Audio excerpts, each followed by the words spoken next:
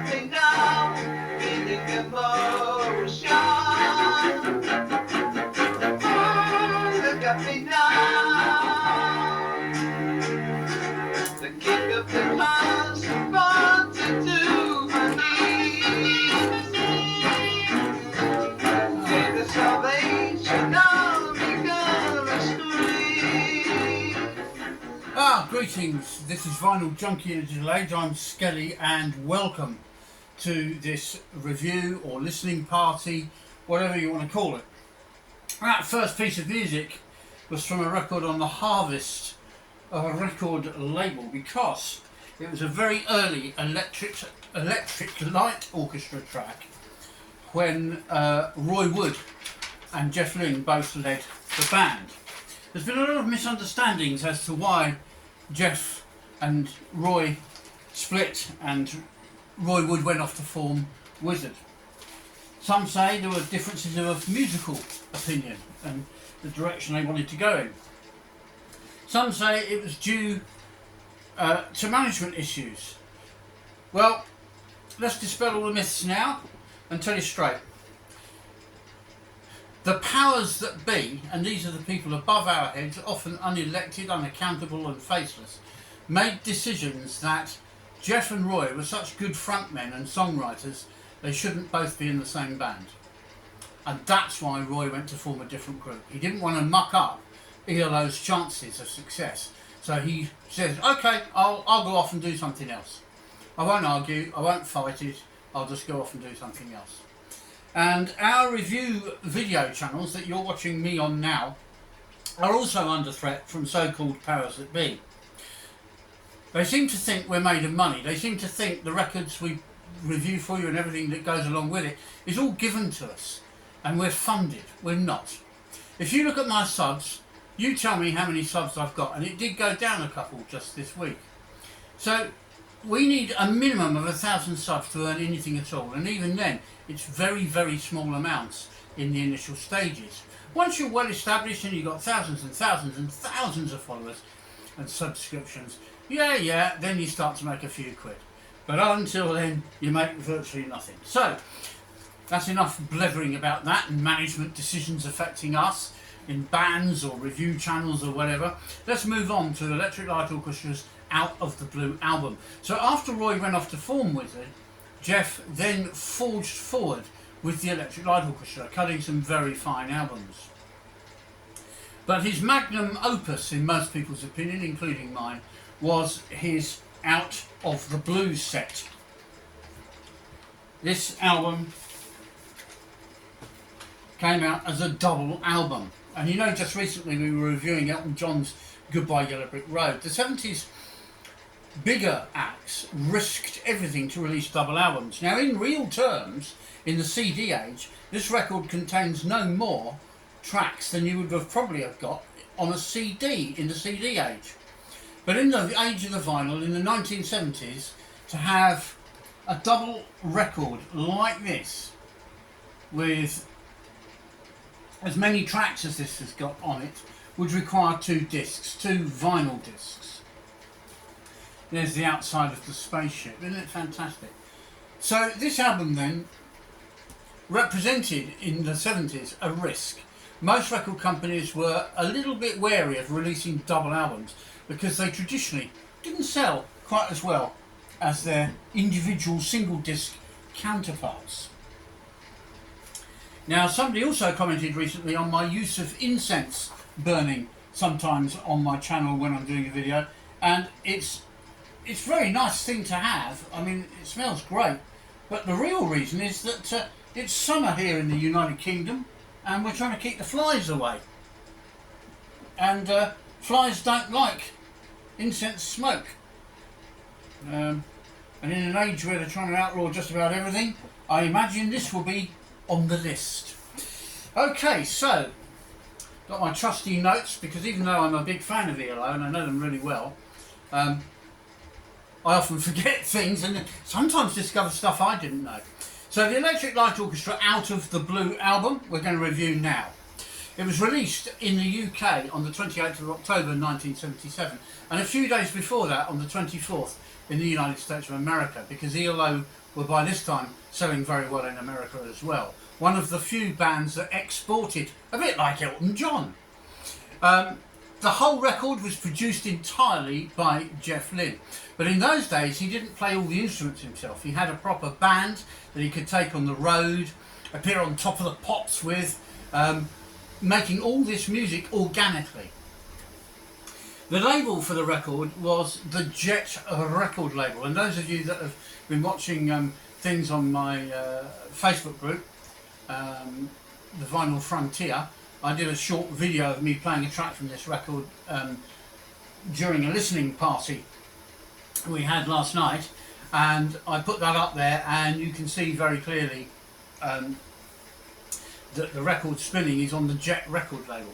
But the distributors changed. Initially it was United Artists that distributed the Jet record label, but then that went west and CBS took over. Now the artwork is very iconic. The ELO spaceship first appeared on the record before this, which I think from memory was a New World record, and that was the first time the iconic spaceship appeared.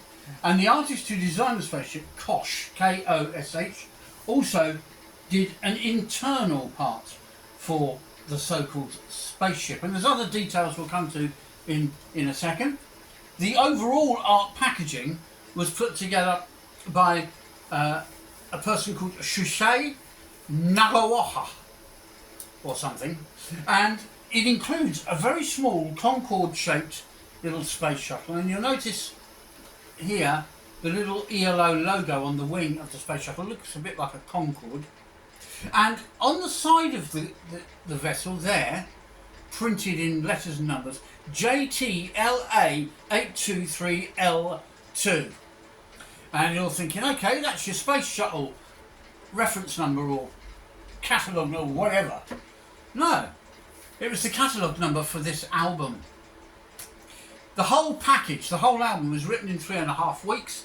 The band, and I mean band, it was a band, recorded it in 2 months. So they were working virtually as fast as dear old Elton John in this period. And I think that was quite normal actually in the 70s. There was a lot of pressure on a successful artist to keep producing more stuff. And to date, as we sit here today, over 10 million copies of that have been sold. Now when we say on our channels, because we are vinyl junkies, we love our CDs and our vinyl because they're hard copy. When we talk about copies, we are talking about hard copy.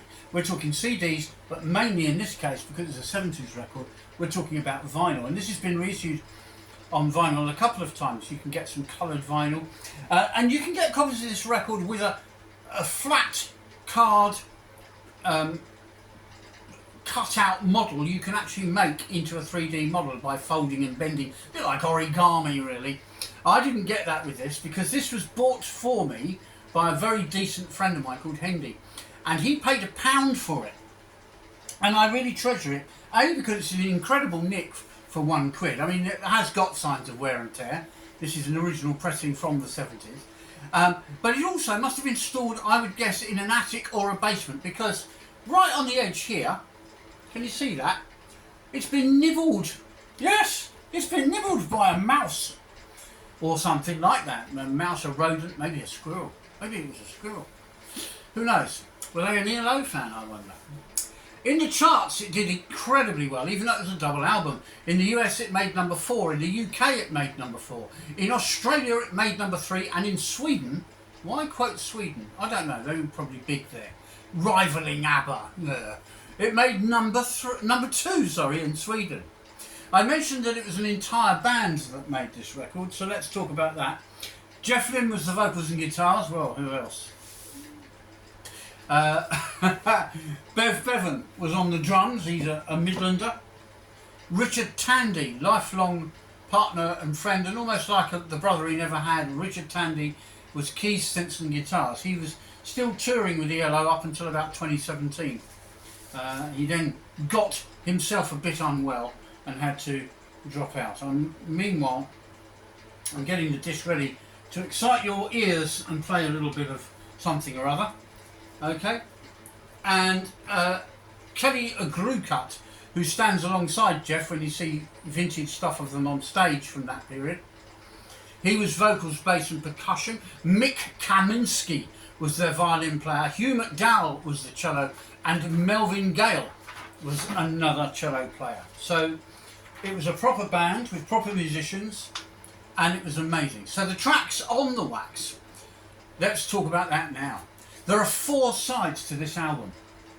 That's what double albums were. And like I say, the amount of material on this record would now fit on one CD.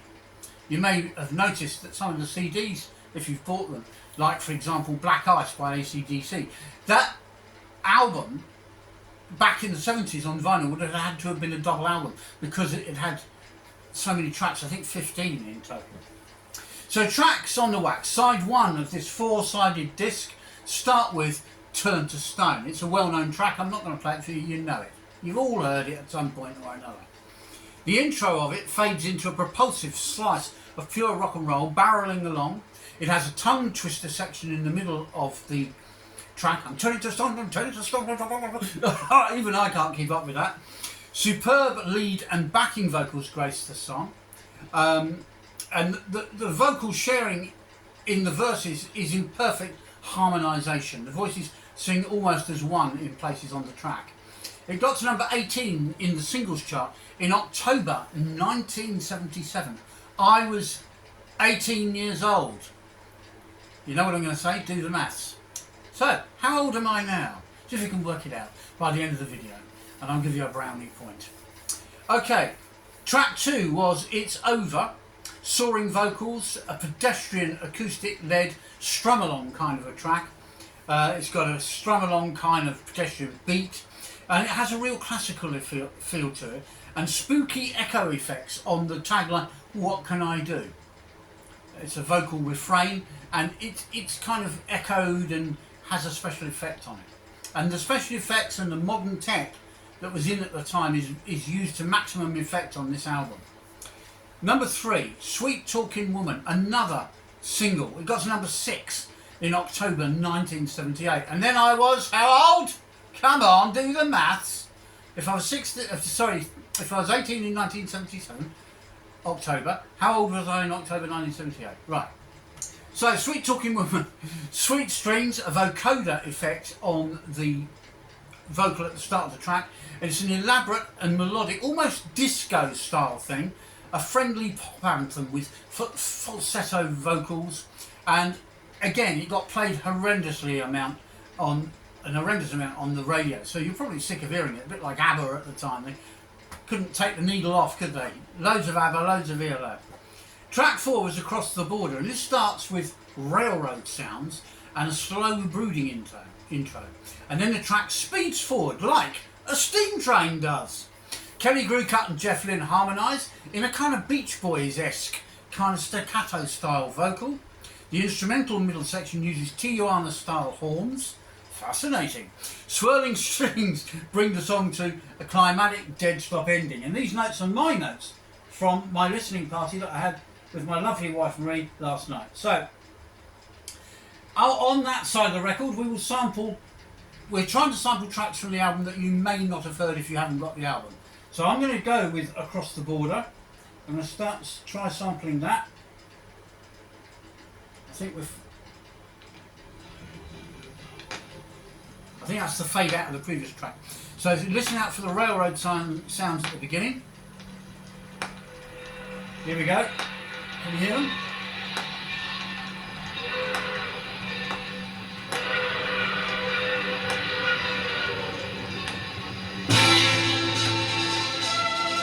Now we've got our slow breathing intro with some violins in evidence.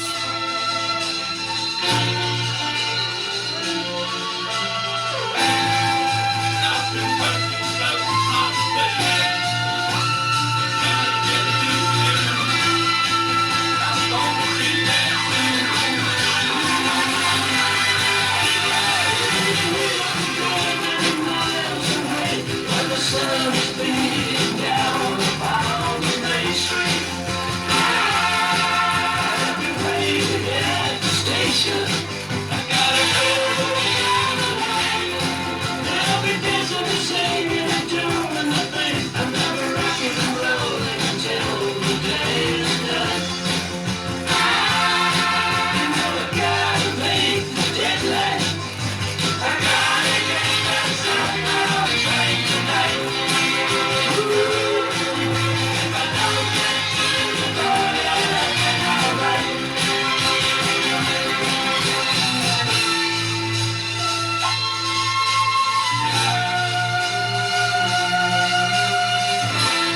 think you get the general idea. I'm going to make that southbound train tonight. They're going to get over the border, which is what the song is called, on the southbound train.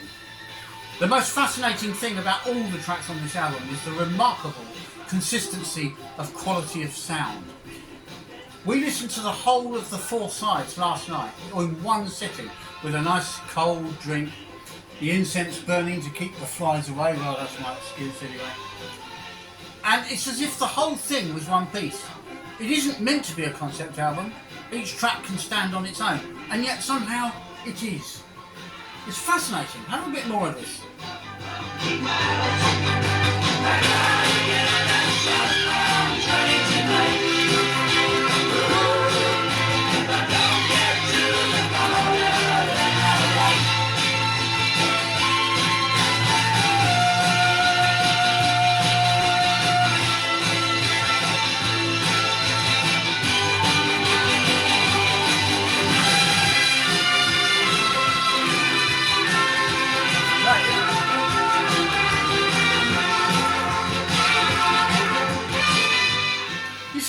About that's almost Tijuana brass, that, isn't it? I mean, it's not quite Herb Alpert or whatever his name is, but it's pretty close, pretty damn close. And I love the beginning of the track with the sound of the station and the noises of the train. It gives the whole track a real atmosphere, and you'll find throughout this record, if you haven't already heard it or got it, you will find the whole album is literally drenched in atmospherics. A Jeff Lynne production stands out. Some people can't stand his production techniques. They call it a cloying blanket that he lays over people's albums, like Tom Petty into The Great Wide Open. And he's been responsible for, would you believe, he even produced a Tom Jones album, The Lead and How to Swing It. And yet I love his style. It doesn't suit everybody, and it doesn't suit everything he does with it, but it certainly suits Out of the Blue. So the tracks on the Wax side 2, we kick off with another atmospheric beginning. Night in the City, frenzied strings and busy traffic effects open the song, which continues with really heavy riffing, a bit like on 100538 Overture or whatever it was called. And then it's on to a song that's laden heavily with backing vocals, really thick, sort of cloying, treacly vocals. It's really well done. The riff then repeats itself from time to time with ever more effects added, and at the end you've got a massive sing-alongy la la la la kind of sound. It's power pop, and it's probably a good example of yacht rock, this track. We're going to play a bit in a moment because I want you to get that beginning bit with all the sound effects. It gives you the whole atmosphere. Each side of this record has its own kind of identity. Number 2 on side 2 is Starlight. It's a space age synthesizer type intro, and then it moves into a kind of saccharine, kind of romantic, dreamy ballad. And I would say it's another contender for the genre of yacht rock. Track 3, a divisive track amongst many ELO fans, let alone casual listeners. It's called Jungle, and it kicks off with a weird kind of electronic harpsichordy kind of sound, and then some jungle noises, you know, woo woo, and ow ow, and Tarzan sounds that come into it. It's got a stop-start riff with a kind of Caribbean-style kettle drum percussion. There's massive hand claps layered onto it. Frequent bells, clangs and bongo sounds abound. And the lyrics are a kind of nonsense word game. But they're sung in a joyous, gloriously goofy kind of way. And so it's a fun kind of dance track. And the end of the track, however, is a bit dumb and lame, sadly. It tails off with what sounds to me like an alarm clock going off. But I love the track because it breaks the album up. It just takes you somewhere else for a few minutes, and it's fun and it's harmless. Some people hate it, I don't. In fact, I can't find anything on the whole album I hate, and nor could my wife last night. Track 4 is Believe Me Now, a dreamy vocoder, piano and synth heavy piece acting as a bit of a soundscape, and it leads up to track 5 to close out side 2. And track 5 is called Stepping Out. It's a richly layered ballad, I've written here. It's very ornate, it's very whimsical. It starts gently, but it gradually builds up to a full kind of orchestrated finish. And it's laced with vocoder effects and swirling strings and some Gregorian male choir sort of style chanting sort of background vocals in the track as well, which gives it a kind of again, another dimension of a kind of classical feel. At that point, let's stop a moment. Why were they called the Electric Light Orchestra? Well, the first album had a big light bulb on the front. Okay, so an old-fashioned filament light bulb. And so that's a clue. Every time you see ELO live, you've got a light show, second to none, believe me. Back in the 70s, when I went to see them in 1978, they had a light show. 37 years later, in 2017, same frontman, slightly different lineup for the band, but they had a light show. And they outdo just about everybody else. So that's the electric light part of it. The orchestral part of it is that everything they've done has an orchestral, richly layered orchestral kind of sound with violins and horns and cellos and all kinds of stuff thrown into the mix. And it's orchestral in the sense that the arrangements are actually very orchestral themselves. One of my grandfathers was a classically trained pianist, and I played him a bit of this record thinking he would hate it, and he didn't. And he said, actually, that's very cleverly written and very cleverly arranged. That's quite complicated. So he was impressed, and he did not like pop music, trust me on that. So anyway, Night in the City, as I said, starts off with some fantastic noises, and again, as I said, it helps set the atmosphere for the whole album. So let's hear the beginning of that. Let's see what you think.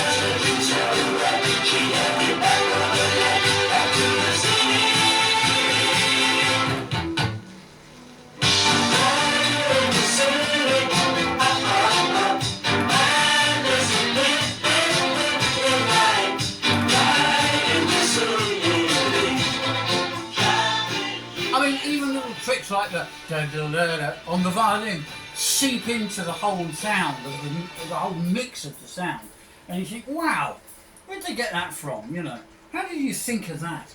And to think it was all composition-wise, arrangement-wise, and production-wise, it was all the work of one man. And in 2.5 weeks, he got all his cohorts, which I listed at the beginning, all the other members of the band. He got them all playing that stuff. And they laid the whole thing down in 2.5 weeks. I mean, that is just incredible. What a work rate. I bet you musicians today couldn't do that. I mean, now we wait 2, 3, sometimes 4 years for the next album to come out from our favourite artist. And there we are. Okay, so we're playing this on a physical format. And why is that important? Well, in this case, there's a number of reasons. You've got a drop-dead gorgeous label to look at as it's spinning round. And if you watch it on the turntable, you can see all these beams of light spinning round. And I actually made a clock out of one of these discs on the Jet record label. It's actually an ELO album. And the next reason for having it on the physical copy, well, without the physical copy, you wouldn't necessarily have a great big sheet of lyrics like this.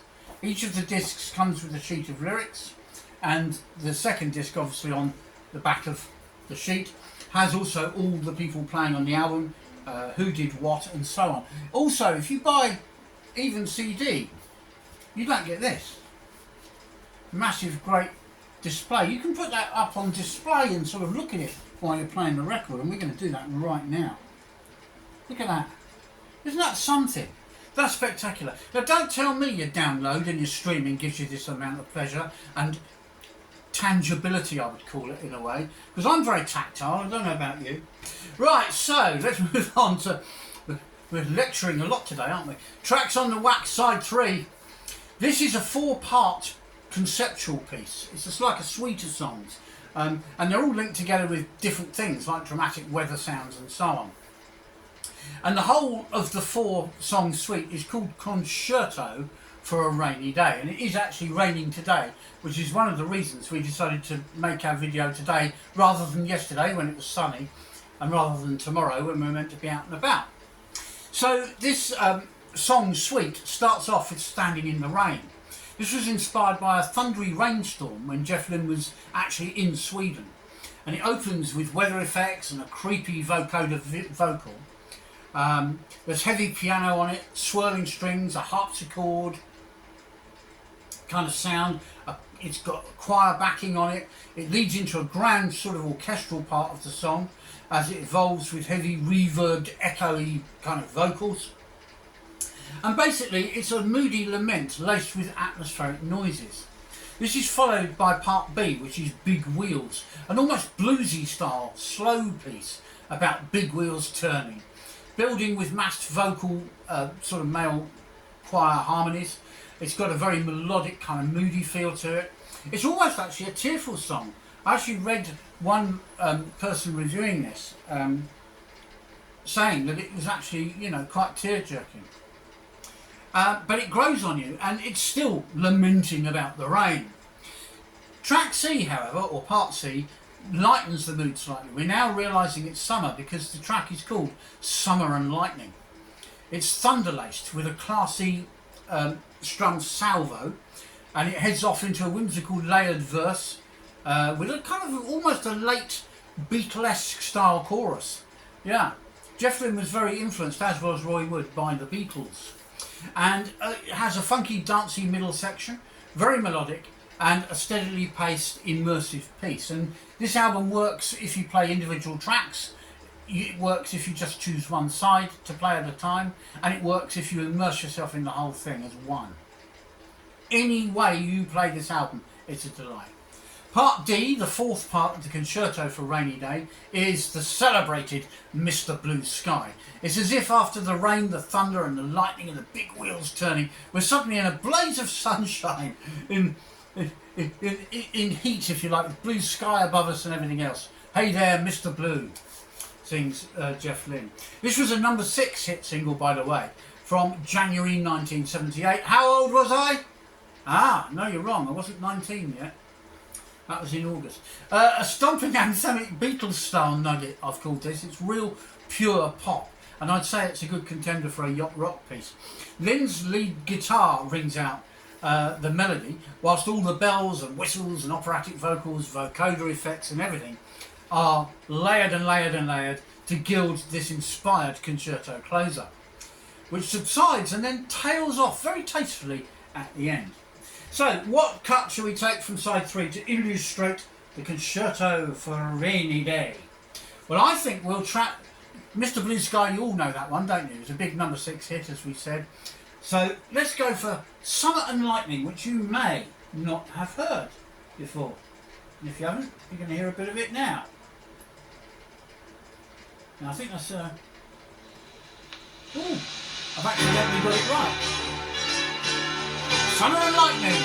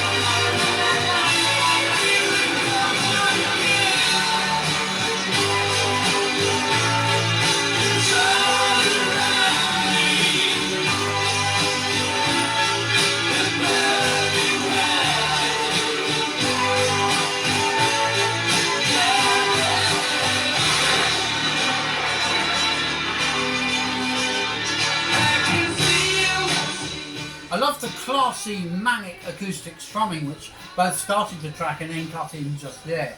This track, again, is pure class. You won't find anything less on this entire record. And the vocal on this is quite a straight vocal from Jeff, quite ordinary almost.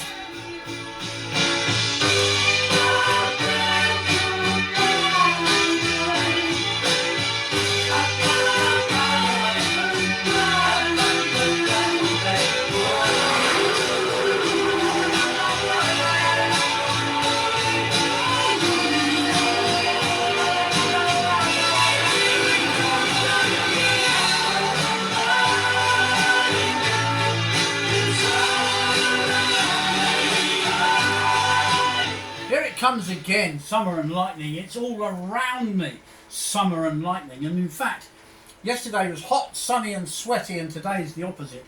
And during the night, apparently, we had a thunderstorm. So how apt I'm playing this album. At this point in the review, before we attack side 4, let's give our love and best wishes out to Jeff Lynne, who through no fault of his own, through ailments and illness, had to cancel some of his shows recently on his final tour. His big finale was going to be at the massive Wembley Arena, where myself and a very good mate of mine, Jeevesy, saw him in 2017, and my wife Marie was there too. And we were so moved, not just by Jeff himself, because he was fantastic, but the whole event. They were even singing a line about rain, and the drizzle started just as they sang it. It was as if the gods themselves were listening to ELO. And such is the mammoth sprawl of this wonderful double album. Such is the amazing musical legacy that Jeff Lynne already has, and no doubt will still add to from time to time. When you listen to Jeff Lynne, it's as if you are listening to the gods themselves. This is incredible music from an incredible musician and a very talented producer. He's also a brilliant songwriter. Okay, so tracks on the wax, side 4. Side 4 is the closing out side of the album, if you play it in the correct order, which most OCDists like me do. And it starts with Sweet is the Night. Now this has a sweet, melodic, funky feel to it. And another straight, flat out vocal from Jeff Lynne and also Kelly Grucut, who sings with him in unison on parts of the song too.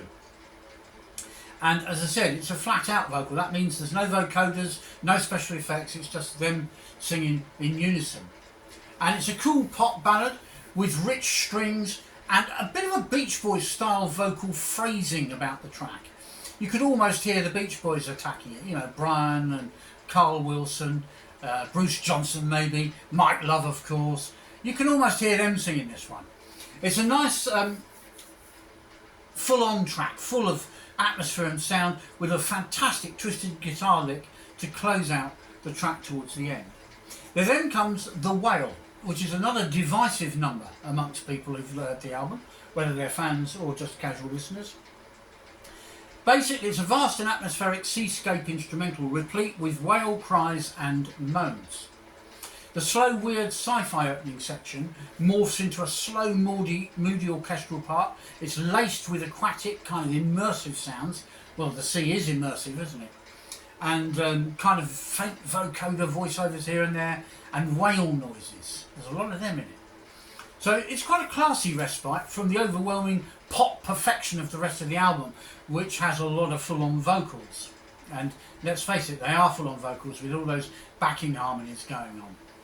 And I was tempted to make this the one we played out on, because it's quite, for me, I find it quite moving, because I'm a bit of a lover of whales, and my favourite Star Trek film is the one where they go to save a whale from planet Earth now and take it into the future to make sure that the whale survives.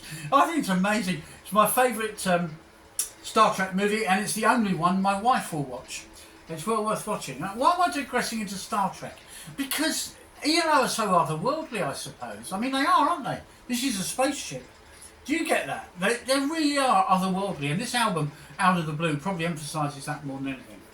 The next track is Birmingham Blues. This is a guitar licking, stomping and symphonic bluesy type of thing, and we're going to come back to that in a moment. But the side 4 closes out with Wild West Hero. Now that was a big number 6 hit single in the June of 1978. No maths. We're not doing any maths now. We've done that. This opens with a distant honky-tonk kind of piano sound, kind of echoey and in the distance, and then it builds into a piano-led number, a bit of a fantasy cowboy lament. It's both anthemic and yet it's ballsy at the same time. It's a bit like Turn to Stone at the beginning of the album. It's kind of got a rocky feel.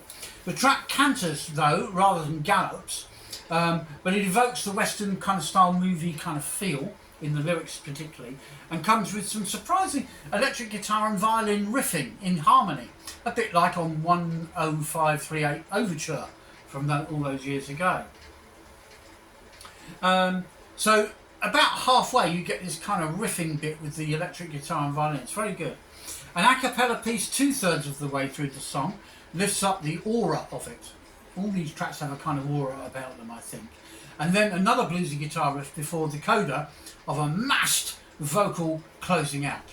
Now, logically, being a big hit and with a massive vocal closeout, that would be the piece to play. But I don't want to. So there. I want to play you Birmingham Blues, partly because if you've not already heard this album, you won't have heard this. They don't play it on the radio. And partly because, well, if any of us have got even half a heart, we'll be feeling for good old Jeff Lynne at the moment and hoping he's getting better. Because him not being able to finish his tour must have given him very much the Birmingham Blues. And God bless him, eh?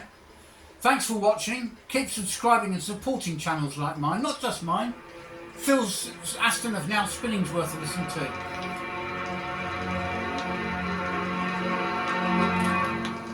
I think I got the close out of the previous piece, and we're now going to start Birmingham Blues.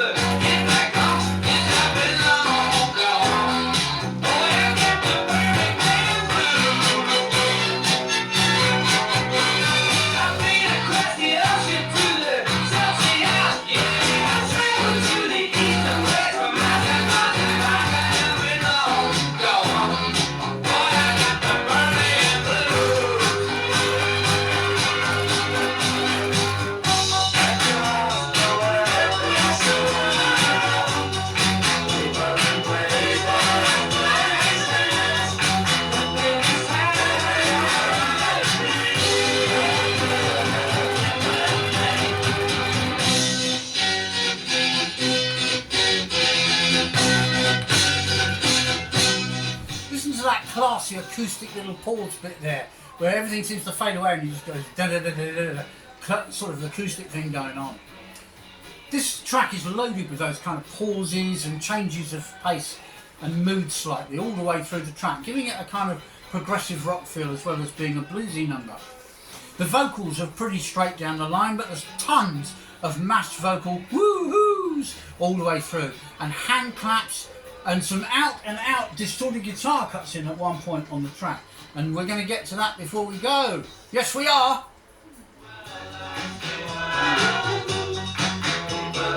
I love the woo-hoo!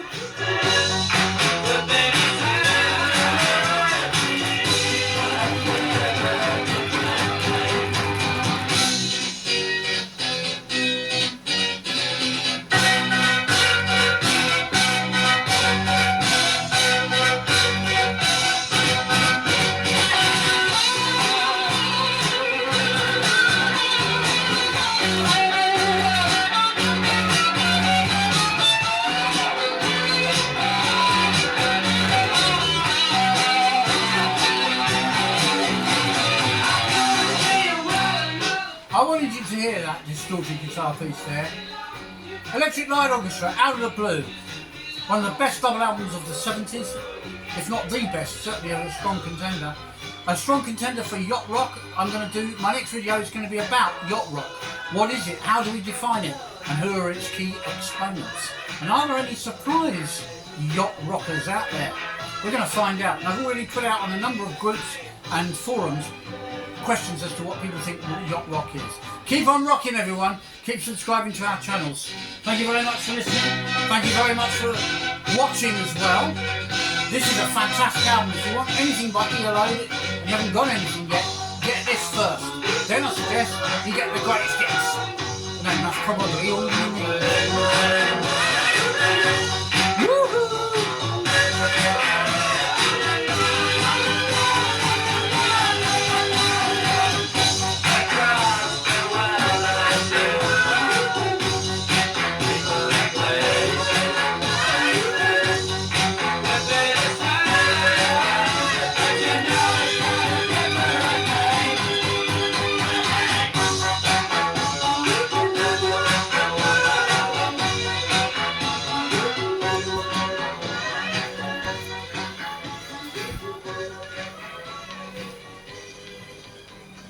That's all for now, folks.